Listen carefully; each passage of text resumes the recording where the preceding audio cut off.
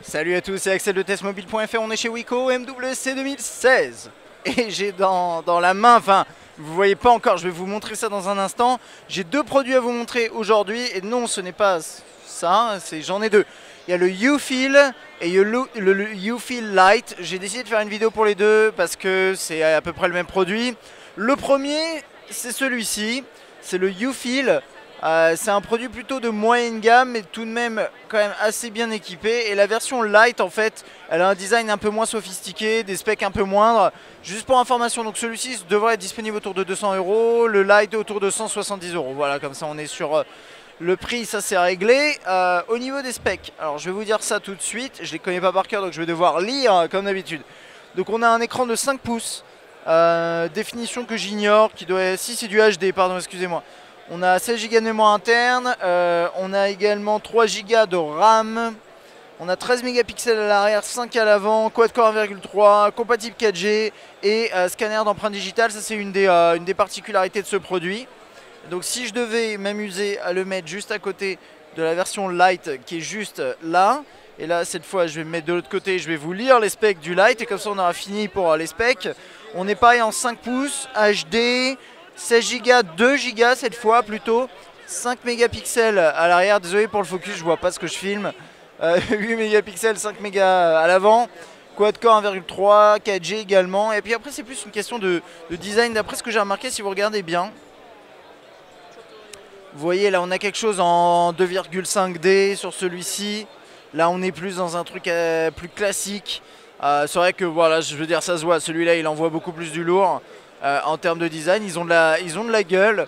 D'ailleurs c'est un truc à noter quand même, hein, c'est parce que c'est vrai qu'on peut avoir tendance à penser que Wico, et ça fait déjà 2 ans que c'est comme ça, mais que Wico fait des produits tout en plastique, etc. C'est plus le cas. C'est plus le cas, maintenant il faut les tester pour avoir un avis complet, mais en termes de design, ils ont fait quand même de très très gros efforts.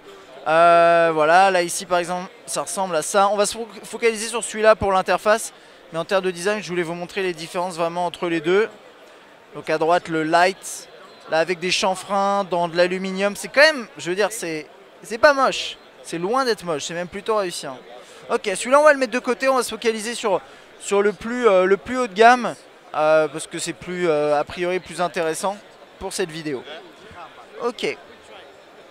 On va quand même en refaire un tout petit tour pour ceux et celles qui n'auront pas vu, mais sur le côté, donc voilà, bouton on-off, verrouillé, déverrouillé, tout ce qui est gestion du volume. Là on a un arrière un petit peu simili, c'est une sorte de, ça fait penser à du tissu, c'est assez rigolo, c'est un feeling intéressant. Sur le haut on a le jack 3.5 mm, on n'a rien ici, il est en alu visiblement. Et puis là on a, alors après, ouais bon là j'ai pas enregistré mon empreinte digitale, mais on a le scanner d'empreinte digitale qui est juste là, qui va vous permettre, alors ça je sais pas si je vais avoir la possibilité de vous le montrer parce qu'il faut la configurer, mais concrètement avec ce scanner vous allez pouvoir déverrouiller votre terminal de manière sécurisée bien sûr. Également accéder à des applications qui sont verrouillées ou lancer éventuellement certaines applications ou appeler une personne. Donc c'est vraiment assez complet. On va faire le tour de l'interface. Voilà, tiroir des notifs qui est comme ça. Ça reste du Lollipop, je pense que c'est du Marshmallow. Hein. Ouais, il tourne sous Marshmallow, mais je veux dire c'est du Material Design, pardon, c'est ce que je voulais dire. On appuie sur le bouton là pour revenir à l'accueil. Donc voilà, là on est plutôt pas mal.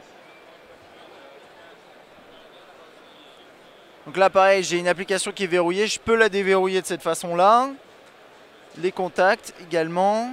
Pareil, là ça a été verrouillé visiblement. On va regarder l'appareil photo. Voilà. Ça ressemble à ça. On peut filmer rapidement, ce genre de choses. Plutôt propre. Et bel écran, hein, comme je vous disais, moi je trouve c'est ouais. On a quelque chose de sympa. Quelque chose de sympa, une interface qui a l'air réussie, scanner d'empreinte digitale, un petit prix, beau design, voilà. Dans les grandes lignes, c'est à peu près ça le U-Feel. Dites-moi ce que vous en pensez. À bientôt.